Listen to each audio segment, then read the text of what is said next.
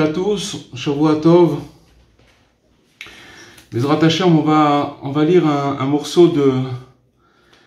En fait, Rabbi Nathan, dans son livre, le Mishivat Nefesh, il ramène quelques morceaux de l'Ikouté Moran qui parlent du courage, du réconfort. On va lire un morceau donc, qui est issu de l'enseignement 282 du l'Ikouté Moran Resh Pebet. C'est un enseignement qui est très central dans la pensée de Rabbi Nachman, puisque Rabbi Nachman, il a dit que c'est la porte d'entrée, si vous voulez, dans le reprochement de Dieu. Sans cet enseignement, on ne peut pas commencer du tout à concevoir un quelconque rapprochement avec nous-mêmes, avec Dieu. Donc voilà, il dit que, en fait, lorsqu'un individu, il commence à s'analyser, et ça veut dire quoi, il commence à s'analyser? C'est-à-dire qu'il commence à s'éveiller, à scruter ses actions, à commencer à se remettre en cause, plutôt en question, et il commence à voir qu'il est loin du bien et qu'il est plein de fautes. Ça s'appelle un éveil. En fait, c'est un éveil qui se passe, c'est que avant ça, il voyait pas le mal, et maintenant il commence à faire son état de conscience, il commence à s'analyser, commence à chercher un peu plus. Mais en fait, c'est un éveil qui vient d'en haut, c'est Dieu qui provoque cet éveil. Et donc il commence à voir qu'il est plein de fautes. Qu'est-ce qui peut se passer à ce moment-là? Il peut alors tomber et il en arriver à ne plus pouvoir prier du tout. C'est-à-dire que, pourquoi, si vous voulez, Rabbi Nachman, il introduit cette chose qui fait un état qui commence à s'analyser. C'est quelque chose de bien de s'analyser. Mais seulement, il va commencer à être submergé et pris par le fait de voir qu'il a beaucoup de fautes. Et donc, à cause de ça, ça le coupe de la prière. Et donc, il nous dit qu'à ce moment-là, il a donc l'obligation de rechercher et de trouver en lui une parcelle de bien. En fait, cet état de conscience, cet éveil, il provoque en lui une coupure avec la prière. Il peut ne plus pouvoir prier. Parce qu'en fait, ce qu'il voit, c'est qu'il ne voit que ça. Il voit que ce côté, c'est comme, vous voyez, c'est comme un iceberg. Ça veut dire que, en fait, toute la partie cachée, qui est la plus grande partie, elle commence à se révéler à lui, et il commence à être effrayé par ce qu'il voit. Parce que, et ça c'est chacun de nous, c'est-à-dire que si véritablement on voyait qui on était, véritablement, ça veut dire dans nos actions, etc., si on le voyait, mais on le voyait d'une mauvaise façon, alors on peut être effrayé par cette chose-là, et donc ça peut nous couper de la prière. Et c'est pour ça qu'à ce moment-là, il va falloir, si vous voulez, qu'il de rechercher et trouver en lui une parcelle de bien. S'il nous dit qu'il faut chercher et trouver une parcelle de bien, ça veut dire qu'elle est là. Cette parcelle, elle est... Et le bien, il n'y a pas besoin qu'il y en ait beaucoup, même si c'est infiniment petit, ça suffit pour racheter tout le reste. Ça suffit pour rester pour tout le reste. Puisque il nous dit qu'en effet, comment est-il possible qu'il n'ait pas accompli durant sa vie aucun commandement ou aucune bonne action? C'est-à-dire que c'est sûr que durant sa vie, il a accompli des commandements et des actions. Donc ça veut dire que maintenant, dès qu'il se retrouve en face de ce constat, qui est faux, hein, il est faux parce que si vous voulez, son imagination lui fait montrer si vous voulez, le négatif. C'est pour ça qu'il faut tout de suite chercher les parcelles de bien qu'il y a en lui. Et en fait, qu'est-ce qui va se passer? C'est que quand il va commencer à s'analyser et qui va commencer, même si vous voulez, à analyser le bien qu'il y a en lui. On va prendre l'exemple d'une personne qui se trouve dans cet éveil et qui va commencer à voir ses fautes, ses mauvaises actions, etc. Alors, on va dire qu'il va accomplir la parole de Rabbi Nachman et qu'il va commencer à chercher le bien qu'il y a en lui, des parcelles de bien qu'il y a en lui. Il nous dit que même que dans ces parcelles de bien, il va s'apercevoir que tout ce bien qui est en lui, il est rempli de lésions et il n'a rien d'intact, il n'a rien de pur. On peut donner un exemple. Par exemple, si quelqu'un, on a donné plusieurs fois cet exemple. Par exemple, il va faire traverser le passage clouté à une vieille personne, d'accord, mais que en face de l'autre côté du trottoir, il y a une personne qui la regarde et qui voit qu'il est en train de faire traverser cette vieille personne, et que donc le bien il l'a fait puisqu'il a fait traverser la vieille personne, il a fait une grande action, mais seulement quand il va commencer à scruter ce bien qu'il a fait, il va se dire oui c'est bien, j'ai fait ce bien, mais en vérité je l'ai fait aussi parce qu'il y avait l'autre personne qui me regardait et j'ai voulu qu'on me voie faire cette bonne action, etc. Donc il va commencer à scruter son bien, il va voir que dans le bien qu'il a fait, il y a des choses qui sont pas claires, il y a des lésions, le bien il n'est pas intact, il y a des intérêts, il y a toutes sortes d'intérêts. Parce que le bien en fait il est mêlé à des intérêts personnels et à de nombreux déchets, des détritus, des résidus qu'il y a dans ce bien-là. D'accord? C'est-à-dire que maintenant, il fait un effort de chercher le bien, il voit qu'il a fait le bien, mais dès qu'il va commencer à le scruter, ce bien, il va voir combien il est loin du bien, puisque finalement, tout ce bien-là, il est mélangé avec beaucoup d'intérêts personnels, etc. Et dans ce bien, il y a des déchets, il n'est pas pur. C'est comme si vous prenez un diamant, et que ce diamant-là, il a des taches, il est sale, il n'est pas pur, il n'est pas limpide. Alors il nous dit Rabbi Nachman qu'il doit savoir malgré tout qu'il n'est pas possible que ce peu de bien, il ne renferme pas un quelconque point réellement positif. En fait là, il nous dit Rabbi Nathan, dans un autre endroit, quelque chose d'extraordinaire. En fait, si vous prenez une personne qui fait, on va dire que dans la journée, il fait 1000 actions. Peu importe quelle action. Il prend ses clés de voiture, il ferme la porte de la maison, et il met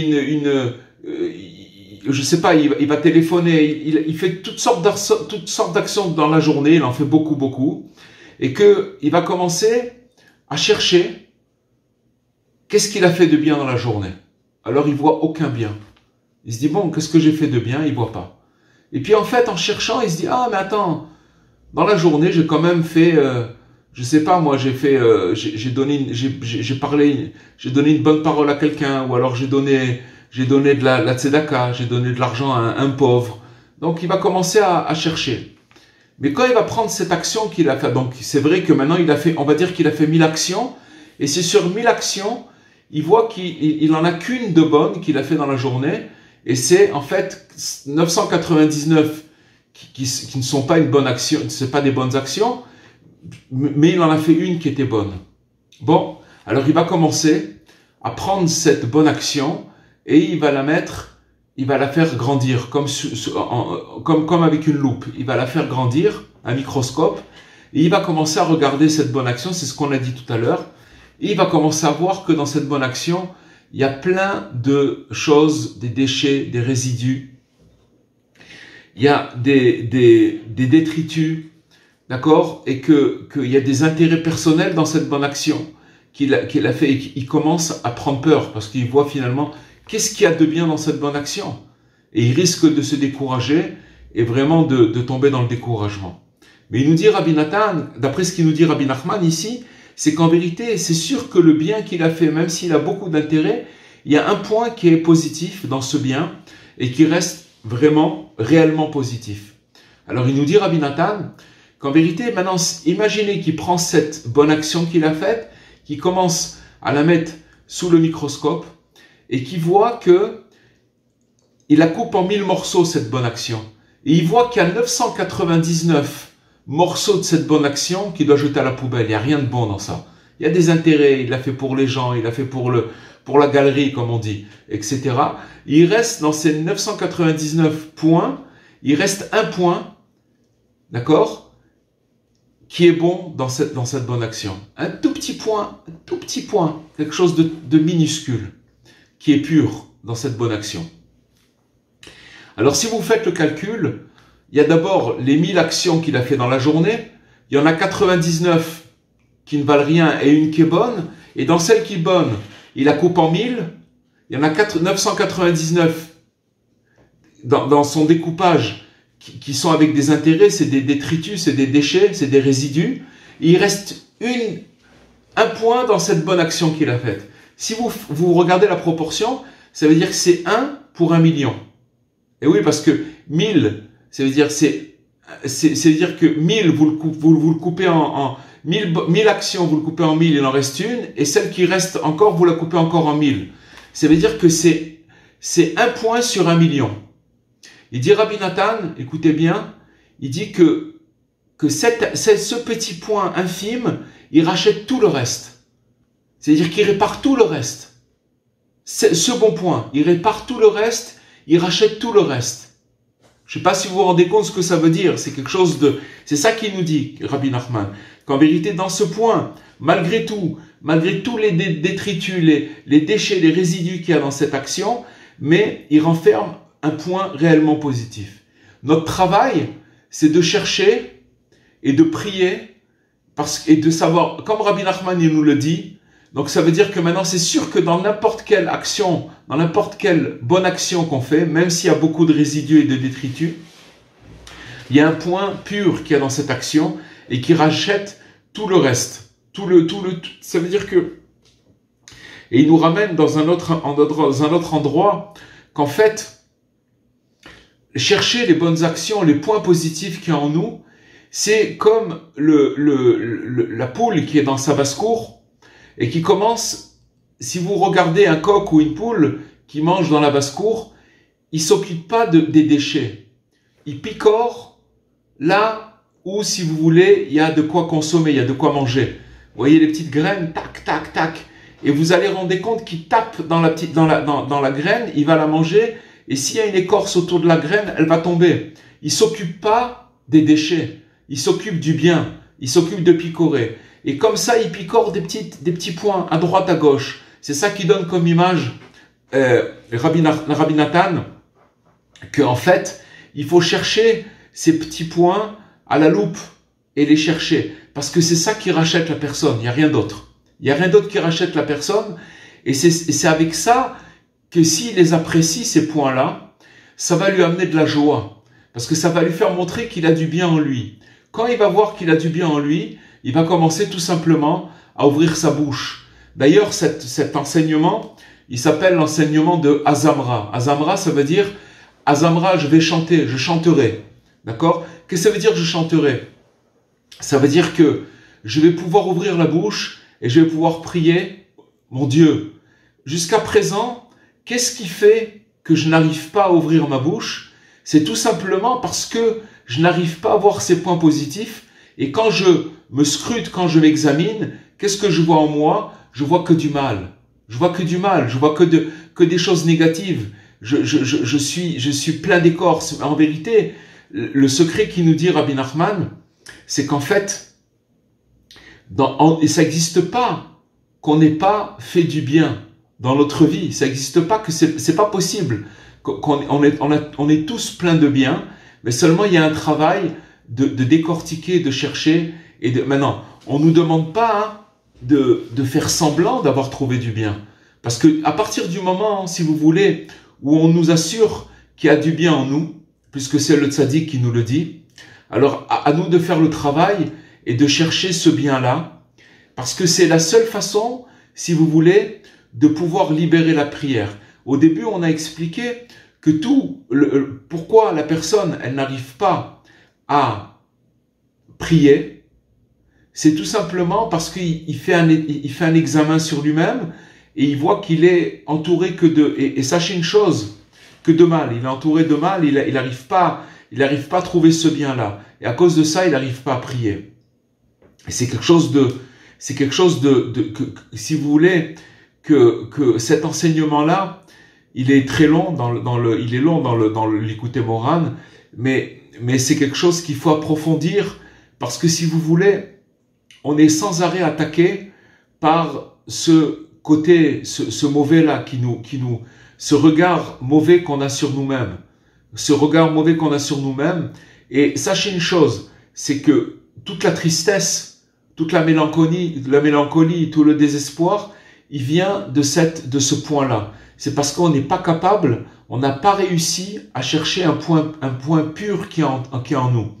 Rabbi Nathan, dans le Likutei Halachot, dans la première halakha, la première loi dans le Shulchan Aruch nous dit Idgaber Kahari et la Avodat Boré, je me rappelle plus exactement les termes mais il nous dit qu'il faut se renforcer comme un lion pour se lever le matin et se forcer et servir son Créateur. Ok? Alors la question, c'est que on voit qu'on est très très loin de se lever comme un lion le matin. C'est très très compliqué de se lever le matin.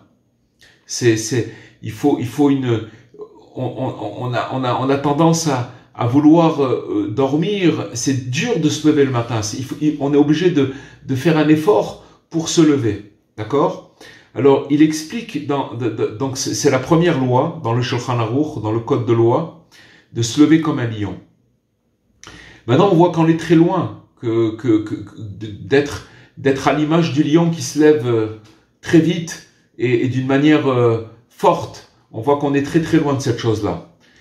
Et il explique, Rabbi Nathan, dans son exposé, qu'en fait, tout le secret de sortir du sommeil.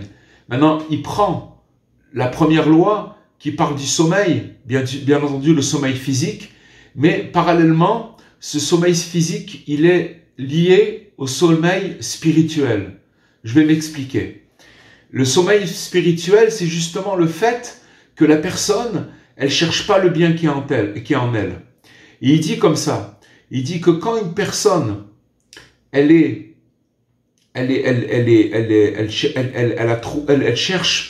n'a pas trouvé le bien qui est en elle, alors elle dort spirituellement.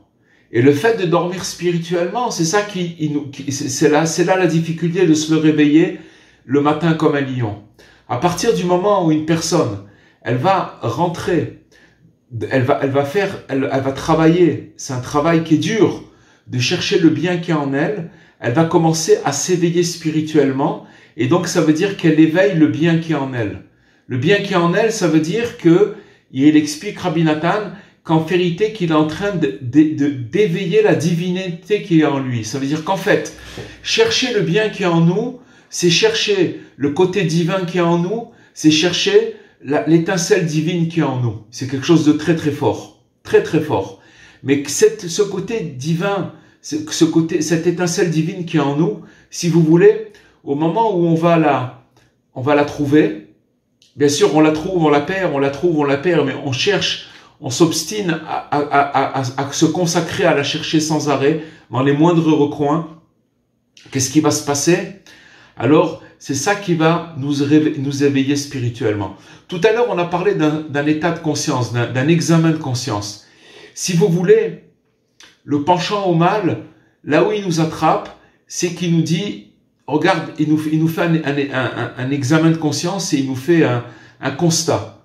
Il nous voit, regarde comment tu es depuis des années, regarde comment, etc. Il revient toujours à nous faire montrer le mauvais côté qui est en nous, et à cause de ça, il nous endort spirituellement. C'est un poison. C'est un poison. C'est le contraire du repentir, c'est le contraire de la teshuva. La teshuva, elle commence quand une personne, elle cherche le bien qui est en elle. Bien sûr, dans cet enseignement que Rabbi Nachman, il explose dans l'enseignement 282, il dit que, lui, il explique qu'en vérité, on peut pas trouver d'abord il faut chercher le bien qu'il y a chez les autres. Il commence comme ça. Il faut chercher le bien qu'il y a chez les autres. Même quelqu'un qui est mécréant, qui est loin, il faut chercher le bien qu'il y a en lui parce que c'est pas possible qu'il n'y a pas de bien qu'il y a en lui. D'accord? Ça, si vous voulez, Rabbi Nachman, lui, il parle comme ça. Rabbi Nathan, il prend les choses, il prend les choses à l'envers. C'est-à-dire que il nous explique que pour chercher ce bien qu'il y a chez les autres, il faut déjà le trouver chez soi. On peut pas trouver le bien chez les autres si on l'a pas trouvé chez soi. Parce que ce qu'on va chercher, ce qu'on va trouver chez les autres, c'est finalement le miroir qu'on a sur nous-mêmes. C'est-à-dire qu'on sera incapable de détecter un point positif qu'il y a chez les autres si on n'a pas commencé à faire ce travail sur nous-mêmes. Et c'est indispensable. C'est ça la porte d'entrée chez Rabbi Nachman dans la Teshuvah. Et en fait, comme cet enseignement, il s'appelle « Je chanterai ». Pourquoi je chanterai? Parce que finalement, ces points positifs qui est en nous et qui sont, si vous voulez, le fait de glaner des points, des notes qui sont dans notre neshama, c'est de trouver en fait chacun notre partition. Si vous voulez, chacun de nous, on a une âme et cette âme, c'est une mélodie. Cette mélodie, elle est unique en son genre. Si vous prenez la mélodie de chacun de nous, elle ressemble aucunement à notre voisin, elle est unique en son genre, et cette mélodie-là, elle est primordiale, elle doit sortir de nous, parce que, pourquoi? D'abord, parce que, pour nous faire sortir, mais à partir du moment où on va pouvoir la jouer cette mélodie, en cherchant le bien qui est en nous et chez les autres, alors automatiquement, qu'est-ce qui va se passer? On va commencer à éclairer le monde par cette mélodie. Parce que notre neshama, elle va commencer à éclairer le monde. Et maintenant, tant qu'on n'a pas fait ce travail, tant qu'on s'est pas battu pour faire ce travail, qu'est-ce qui va se passer? Alors, si vous voulez, cette partition, elle n'existe pas. Et si elle n'existe pas, ça veut dire qu'on est passé à côté de quelque chose de primordial de notre mission. Notre mission, c'est d'arriver à faire sortir notre neshama et ces partitions de ces notes musicales. C'est ça, d'ailleurs, c'est marqué que dans le Talmud, il y avait des sages qui s'appelaient les Tanaïm, et les Tanaïm, ils avaient la possibilité de faire la résurrection des morts. Ça veut dire que si, par exemple, ces sages-là, ils se trouvaient devant un mort, quelqu'un qui avait rendu l'âme, ils étaient capables de lui rendre son âme. Comment c'est possible? Alors, c'est expliqué que, en fait, quand l'âme, elle quitte le corps, elle émet une mélodie. Et au moment où elle sort de l'âme, elle émet cette mélodie.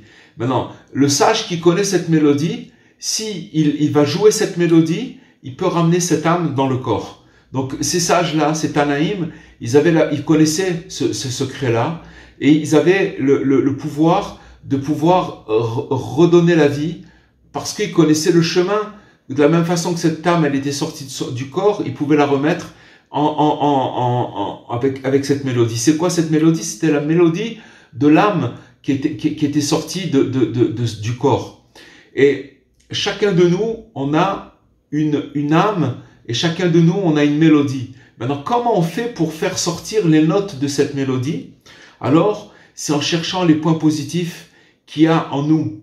Et sachez une chose, c'est que en fait, dans 3 jours, on va célébrer la fête de Purim.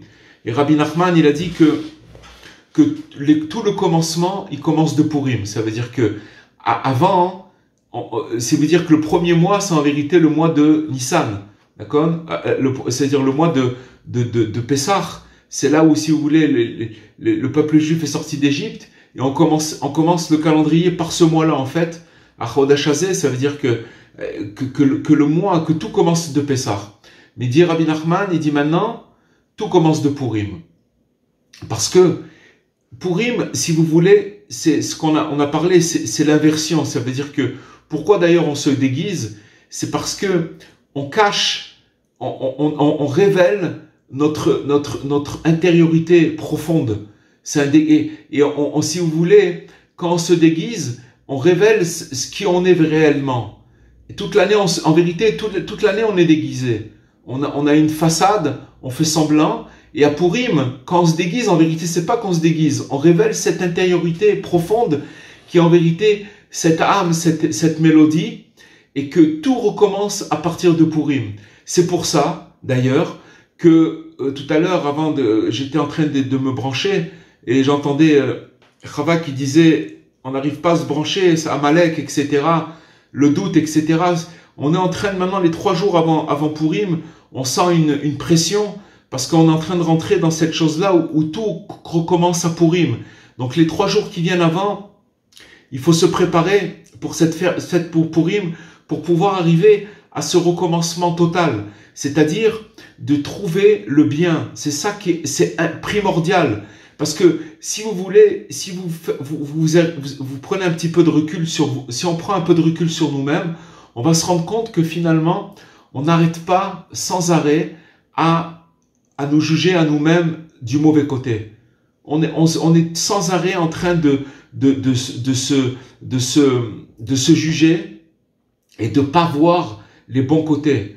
C'est comme si que de voir les bons côtés, c'était quelque chose on n'a pas le mérite de voir ces bons côtés-là. Alors que c'est tout le contraire. Que Rabbi Nachman nous explique dans son enseignement que c'est le seul moyen de sortir de toutes les souillures. De toutes les souillures, c'est le seul moyen, c'est de chercher le bien. Alors c'est pour ça que le penchant au mal, il vient et il nous fait un examen de conscience où il nous fait montrer d'une manière cartésienne, d'une manière logique, qu'on est très très loin du compte. Qu'on est très très loin du compte. Maintenant, on va pas dire qu'on est des anges, mais par contre, Rabbi Nachman, il nous a appris une chose, c'est que ne t'occupe pas du mal, regarde le bien. Parce que si tu regardes que le mal, tu vas rester là-bas. On est tous atteints par cette maladie que sans arrêt, on est attaqué et on oublie qui on est. Alors que à partir du moment où on va commencer à chercher, à examiner et à chercher pourquoi on cherche le bien, parce que Rabbi Nachman nous a dit qu'on a du bien. Et qui nous a dit que même une infime partie, ça suffit pour racheter tout le reste. Pourquoi? Parce que le bien infime qui est en nous, le petit point positif qui est en nous, c'est comme une flamèche, une flamme qui va commencer à briller dans l'obscurité. Alors ça repousse complètement toute l'obscurité. Il nous dit que, et même si ce bon, il est mêlé, lui aussi à de nombreuses déchets, on l'a vu tout à l'heure, des résidus, il possède ce bien, quoi qu'il en soit, un certain point positif. Alors qu'est-ce qu'il va faire? Il va rechercher et il fera appel à ces points positifs jusqu'à trouver en lui quelques bons côtés. Vous comprenez? C'est pas qu'on nous dit ah, t'es extraordinaire. On nous dit ne t'occupe pas du mal. C'est pas quelque chose. Le mal, tu dois pas le voir, il n'existe pas. Cherche le bien. Quand tu vas chercher le bien, alors automatiquement, c'est tes bons côtés qui vont se révéler. Et il y en a beaucoup, il y en a beaucoup. Seulement, de la même façon qu'on n'a pas été habitué à faire ce travail, alors c'est une rééducation. C'est comme quelqu'un c'est une rééducation constante, dans les moindres coins, parce que c'est un travail qu'il faut faire sans arrêt. Et en trouvant en lui un certain mérite et un certain bien, alors, il nous dit, Rabbi Nachman, qu'il va quitter le côté négatif de la balance, parce que finalement, c'est une balance. Cette balance-là, si vous voulez, c'est que quand elle penche vers le mal, ça veut dire qu'on a tendance à voir le mal, alors automatiquement, c'est le mal qui prend toute la place. Maintenant, quand on va commencer à chercher le bien, les points positifs, alors on va quitter en fait le côté négatif de la balance pour rejoindre le côté positif. Vous comprenez? En fait, ce qui fait le penchant au mal, c'est il met une loupe sur le côté négatif. Mais le côté négatif, c'est un rêve, c'est un cauchemar, c'est une chimère, c'est pas quelque chose qui doit nous importer du tout. Si vous voulez, c'est pas avec ça qu'on va faire tchouva, c'est pas possible. On peut pas revenir vers Dieu en regardant le côté négatif, c'est pas possible. Pour ça que cet enseignement, il est révolutionnaire dans la mesure que c'est tout le contraire du courant, du monde. Comment on nous fait montrer le monde? On nous fait montrer que le mal, et on juge le mal. Voilà, c'est quoi le monde? On juge le mal, on voit, voilà ce qui se passe, et voilà comment un truc. Une personne, elle est comme ça, voilà. Normalement, on devrait, à l'époque de Mashiach, ce qu'il est en train de nous enseigner Rabbi Nachman ce soir, c'est tout simplement comment, c'est des enseignements de Mashiach, du Messie. Comment on doit se comporter. Vous comprenez? Ça veut dire que normalement, à l'époque de Mashiach, alors quand on va entendre des nouvelles, on va entendre que du bien. Que du bien. Telle personne a fait telle chose. Parce que c'est ce bien-là qui chasse le mal. Il n'y a rien d'autre qui chasse le mal. Il n'y a rien d'autre qui révèle notre âme. Notre âme, elle est enfouie dans des tonnes de résidus, de déchets. Et à force de tous ces déchets, on oublie notre valeur. On ne connaît pas notre valeur. Maintenant, ce qu'on a vu au début de cet enseignement, c'est que là où ça commence, c'est au moment où il commence à s'examiner. C'est là où avant ça n'existe pas. Il n'existe pas avant ça, parce que si vous voulez, tant qu'il n'y a pas d'examen de conscience, alors il est nulle part. Il est nulle part. Il croit des choses qui sont pas vraies, mais là où quand il va commencer à s'analyser, à s'examiner, et qu'il va commencer à voir qu'il est plein de fautes, là le travail il commence. Ce travail, c'est de commencer à chercher le bien. Et si vous voulez, Rabbi Nathan, il dit que toute la pensée de Rabbi Nachman, elle réside dans cette chose-là. Azamra, Azamra, Azamra, que Azamra, que je chanterai, cette chose-là de chercher le bien, Si on avait le mérite d'être que dans cette chose, on ne verrait que du bien autour de nous, que le bien. Mais seulement c'est un travail. Il y a une histoire avec Rabbi Akiva. Une fois, Rabbi Akiva, il était dans la forêt et il se baladait dans la forêt. C'est sûr que s'il était dans la forêt, c'est qu'il est parti prier Hachem, il est parti faire Yid Bodedut. Qu'est-ce qu'il fait un Rabbi Akiva dans une forêt? Il est pas en train de faire une randonnée. Donc il était là-bas pour prier Hachem. Et au milieu de son parcours dans la forêt, il a vu une personne qui était en train de couper un arbre, et que après d'avoir coupé l'arbre, il a coupé le tronc de l'arbre en petits morceaux de bois, qu'il allumait le bois, qui se jetait dans le feu qu'il avait allumé, qu'il était consumé, et après, encore une fois, il était remis. On le remettait si vous voulez, on le remettait en vie, et encore une fois, il devait couper ce bois en petits morceaux, mettre le feu et se mettre dans le feu. C'est ça qu'il faisait sans arrêt. Rabbi Akiva, il a compris que cet homme-là, c'était pas un homme vivant, que c'était une âme qui était en errance et qui était en train de passer un traitement un peu compliqué. Alors il a commencé à lui parler. Il lui a dit, mais qu'est-ce que tu fais ici? Est-ce que tu n'as pas laissé une descendance? Est-ce que tu as laissé des enfants sur terre? Elle lui a dit, oui, j'ai un fils, mais ce fils-là, il habite dans tel village, et c'est un mécréant, c'est quelqu'un qui se comporte pas bien. Alors Rabbi Akiva, il a pris sur lui d'aller chercher cet enfant, ce fils, et d'aller lui parler. Il s'est mis en route, il a marché, jusqu'à qu'il est arrivé à un certain village. Et il a commencé à demander à la porte du village, est-ce qu'on connaissait un tel qui était le fils de cette âme en errance? Et on lui a dit, oui, il habite au fond du village, à la fin du village, la dernière maison. il est complètement en dehors de la communauté, et il est méchant, il provoque, personne ne lui parle, il est mis en quarantaine, et personne ne veut le fréquenter. Bon, alors Rabbi Akiva, il s'est dit, bon, je vais aller à sa rencontre. Et donc il a avancé, il est parti à sa rencontre, et quand il l'a rencontré, ce jeune garçon, il a commencé à prendre un couteau, il a commencé à regarder Rabbi Akiva de haut, il a commencé à s'amuser avec lui avec un couteau. Rabbi Akiva, il savait pas quoi faire. Il pouvait même pas lui parler. À qui il devait parler?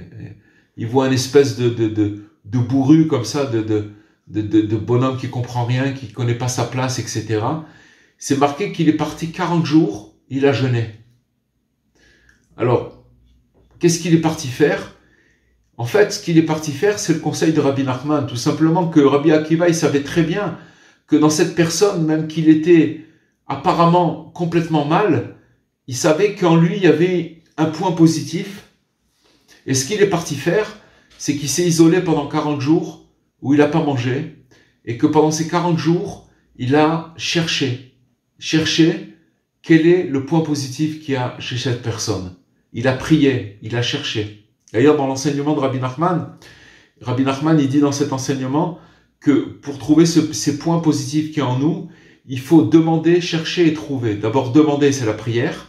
Chercher, c'est de la recherche. D'accord? C'est quand on dit on cherche le chametz avant Pessah, le pain avant Pessah, éliminer le pain qu'il y a chez nous, c'est de chercher les miettes de pain qu'il y a.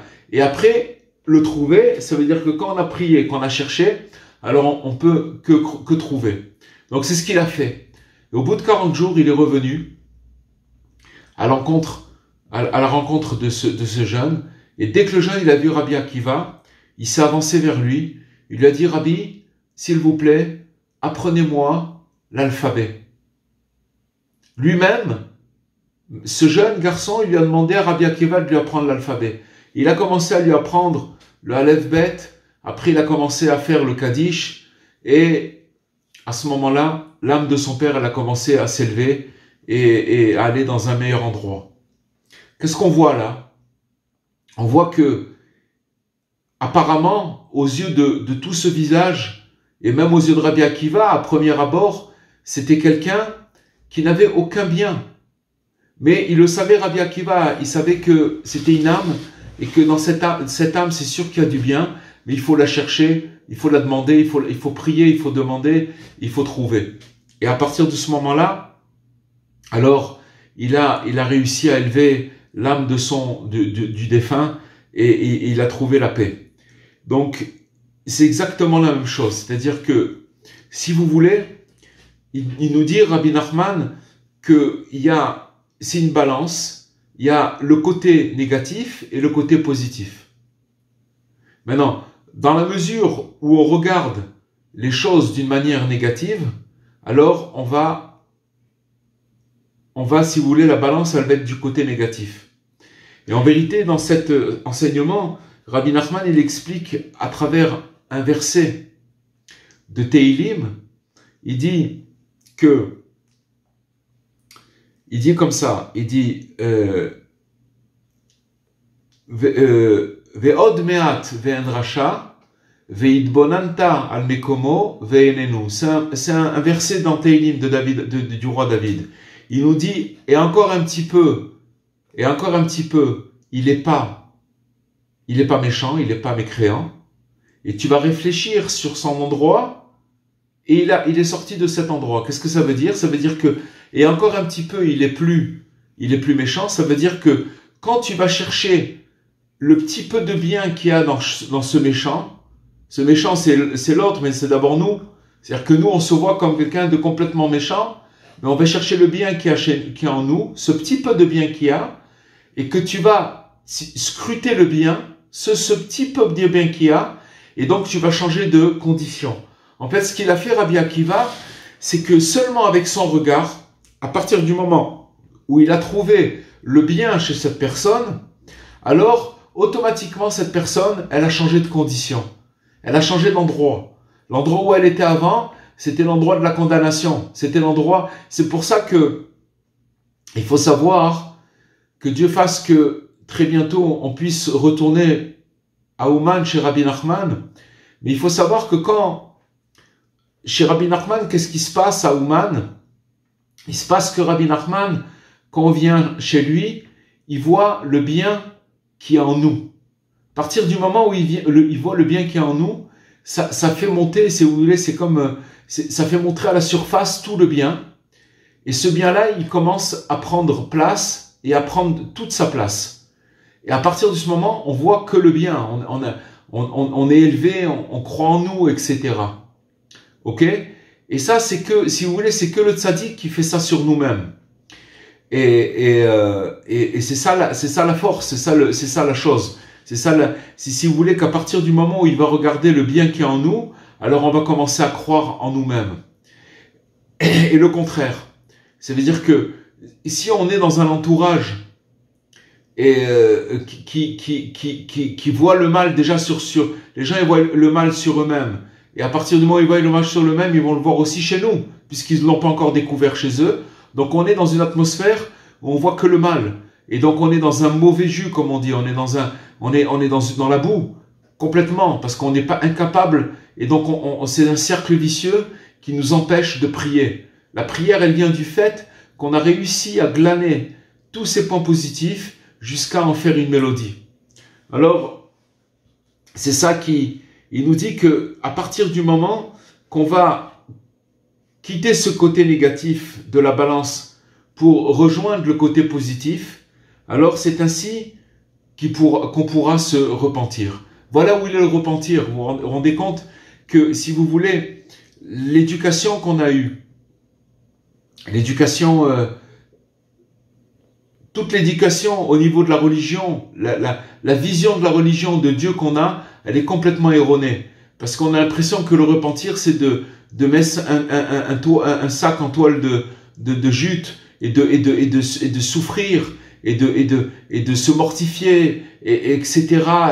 et de revenir sur nos fautes. Et c'est le contraire. C'est complètement le contraire. Et ça, c'est ça qui nous amène encore plus dans les fautes que Dieu préserve. Alors que là, ce qui nous explique que c'est le seul moyen, Rabbi Nachman, c'est que comme ça qu'on pourra se repentir. Et de la sorte, il va pouvoir s'influer en cherchant les points positifs, il va avoir de la vitalité et il va pouvoir se réjouir de quelque manière que ce soit. C'est-à-dire que dans n'importe quelle manière dans laquelle il va se trouver, il va trouver la joie. En vérité, ce qu'on a expliqué ce soir, c'est le secret de la joie. C'est-à-dire comment trouver la joie. Si quelqu'un veut trouver la joie, il doit commencer à chercher les points. On parle de points, on parle pas maintenant « Ah, il est extraordinaire ». Non, les points positifs qu'il y a chacun de nous. Comme ce coq ou cette poule qui est dans la basse-cour et qui va commencer à picorer des petits morceaux de bon, de manger, de graines, et c'est que comme ça. Mais c'est en glanant que petit à petit, et puis aussi c'est un processus, c'est-à-dire que on doit s'habituer à cette chose-là. C'est quelque chose que, vous voyez, cet enseignement, je l'ai étudié énormément de fois. Encore aujourd'hui, je vois combien je suis loin de cette chose-là. Combien je suis loin, combien il faut le répéter, combien il faut prier pour ça, pour pouvoir ça veut dire c'est une guerre. C'est une guerre parce que finalement, si vous voulez, dans ce monde, comme on est dans un monde où on nous oblige de voir les résultats par nos actions, ça veut dire que on nous juge par rapport à nos actions et par rapport aux résultats qu'on a accomplis. Si vous voulez que si une personne, elle accomplit pas, elle agit pas, alors elle est en dehors de la course. Et donc déjà, si vous voulez, dans l'exil dans lequel on se trouve, on est déjà disqualifié. Ça veut dire que on nous met dans une situation où on est obligé de courir et de faire des choses surhumaines. Et même avec ça, même quand on a fait, on n'arrive pas à trouver de la joie. C'est-à-dire si à la limite, quand on fait des choses et qu'on arrive à faire des actions et on arrivait à se remonter, peut-être un tout petit peu, ça nous arrive des fois, mais très vite, on retombe parce qu'on a l'œil critique. On commence à critiquer, mais non, mais tu as fait comme ça. Parce que pourquoi? Dans l'action dans laquelle on cherche le mauvais qu'il y a dans l'action. C'est tout le contraire de Rabbi Nachman, tout le contraire. Alors, Alors, il nous dit que quand on va arriver dans cette zone-là, alors on va pouvoir prier, chanter et remercier Dieu. Sachez que prier, chanter et remercier Dieu, c'est parce qu'on est passé par cet état de changer de la balance. Ça veut dire de chercher le bien, les amis, de chercher le bien. On est tellement loin de ces choses-là, mais comme on dit, peut-être qu'à force de le répéter, peut-être qu'il va rentrer en nous une petite goutte de ce médicament qui sont les paroles de Rabbi Nachman et qui vont complètement nous guérir complètement avec l'aide de Dieu. Voilà les amis, je vais mettre mon micro. Voilà. Merci beaucoup, Rabbi Nicole. C'est la première fois qu'on fait cet enseignement. En vérité, on l'a fait sous d'autres angles, mais c'est nouveau, c'est toujours nouveau les enseignements de Rabbi Nachman. Toujours nouveau, mais je crois qu'il est très long cet enseignement, non? Il est très long, on l'a fait en vraiment en kitsour, en résumé. Mais c'est important dans la mesure où, si vous voulez, ou justement dans la période où on est, si on veut parler un petit peu de Amalek, qui est les Amalécites, ça veut dire ceux qui attendaient les faibles, qui les attendaient pour leur tenir embuscade quand les Juifs sont sortis d'Égypte et qu'ils étaient entourés des nuées de gloire. Il y avait certaines âmes qui étaient rejetées de par leur comportement. Ils étaient rejetés par cette nuée de gloire. Et qui c'est qui les attendait en embuscade? C'était le peuple de Amalek.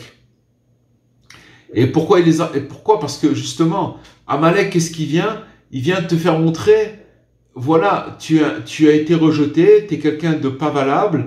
Et dans ce cas-là, ce qu'il veut, c'est complètement l'aspirer dans le mal et lui faire montrer qu'il n'y a plus aucun espoir. C'est en fait lui faire entrer le doute. Le doute, c'est et sachez que j'ai vu aujourd'hui en fait, Aman, qui a voulu exterminer le peuple juif, Hitler aussi, c'est la même descendance, c'est Amalek. C'est en fait, si vous voulez, de faire montrer d'où il vient ce poison. Il explique, Rabbi Nathan, que ce poison, il vient du fruit que Dieu il a demandé de ne pas manger. Du fruit du connaissance du bien et du mal. À partir du moment où l'homme il a mangé ce fruit-là, il a fait rentrer le mal en lui. Le mal, c'est le doute. D'accord? Maintenant, on est tous dedans. Alors, et si vous voulez, de génération en général, d'ailleurs, dans la Haftara de cette semaine, dans la paracha de cette semaine, on parle de l'histoire que Dieu il a demandé au prophète d'aller tuer tout le peuple d'Amalek et de laisser aucune trace du peuple, d'aller en guerre contre ce peuple-là. Et à la fin, il restait plus que le roi d'Amalek, et il a eu pitié. Le prophète, il a eu pitié. Le roi, il l'a pas tué. Il l'a laissé en vie. Et à ce moment-là, à cause de ça, il a reprocréé. Et donc, si vous voulez, il a été destitué. Je crois que c'était Shaoul. Il a été destitué de sa royauté. Pourquoi? Parce que il n'a pas écouté Dieu. Maintenant, on va dire quoi? Que Dieu, il demande d'exterminer des femmes, des enfants, des nourrissons, des animaux, tout ce qui appartenait à ce peuple-là, il fallait le décimer. Alors, il faut savoir que parce qu'il est resté ce roi, le roi Agag, il est resté ce roi d'Amalek. Après, il est resté le seul. Il a eu pitié de lui. Alors, s'il l'avait exterminé à ce moment-là, il n'y aurait pas eu tous ces pogroms. C'est quoi d'exterminer? C'est que Hachem, il avait demandé, à ce moment-là, il y avait la possibilité de réparer le fruit de la connaissance du bien et du mal, de ce poison du doute qui rentre en nous et qui l'entend. On a chacun de nous, on a un Amalek, on a un côté de poison qui est en nous et qui nous empêche de croire en nous. Et tout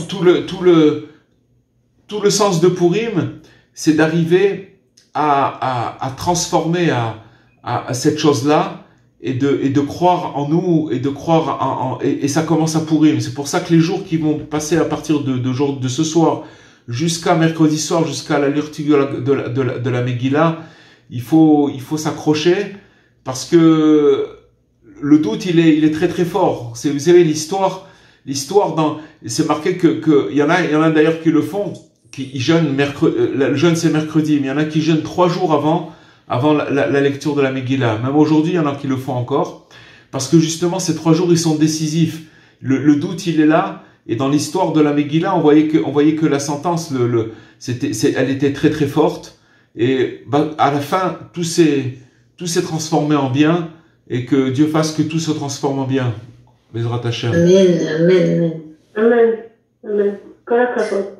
Ouais. Juste, je voulais vous dire, Rabbi Cohen, c'est Mazal. Et c'est marrant ce que vous avez fait là comme cours, parce que j'ai lu le livre Courage ce Shabbat, et justement il parle de Azamra et de là aussi de la Torah 49 du côté Moharan 2, et j'ai trouvé ces 2 Torahs magnifiques. Ouais. Ouais. En fait, je vais vous dire ce qu'on a obligé de dire. Très important, c'est que quand on dit je chanterai, ça veut dire que d'éveiller ces points positifs, c'est, si vous voulez, le principal, la vérité c'est que le principal c'est la simcha.